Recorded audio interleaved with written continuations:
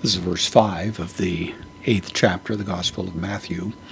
Matthew is grouping together some healing stories. The first was the cleansing of the leper.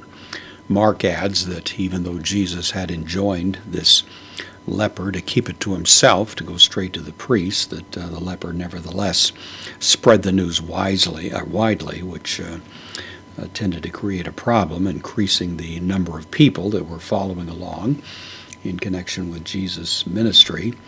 But Matthew omits that, moving on now to the next story, which has to do with a centurion. So we have here in verse 5, eis elthontos. This is from eis erchomai. Erchomai means to come or to go. Eis erchomai means to enter. This is an aorist participle. It's the aorist active participle, masculine, singular, genitive, because it is part of a genitive absolute. So the subject of the verb is actually here, also in the genitive. So it's autou. Normally it would mean of him, but in a genitive absolute it functions as the subject of this clause. So he, having entered, is the idea, postpositive de. He enters eis, preposition, takes the accusative, kapharn aum. This is, of course, the word for Capernaum. So he having entered into Capernaum. And then the principal sentence starts here, the main verb, pros eilthen.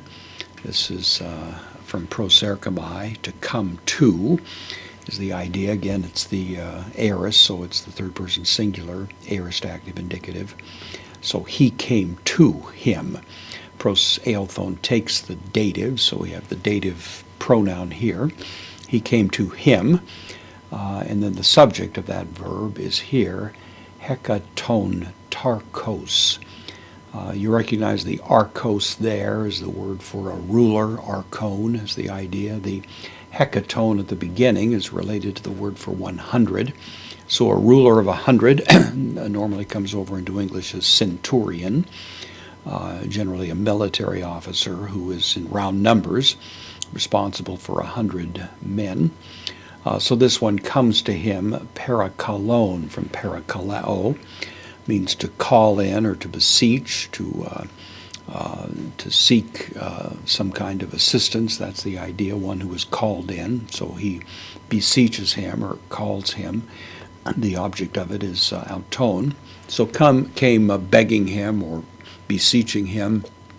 In Luke we learned that the approach is actually made by servants sent on behalf of this centurion, not the centurion himself, but of course in effect sending agents was about the same as coming himself. So either way we have this idea of a person of some power and prestige now approaching to Jesus with a request which we are about to learn about.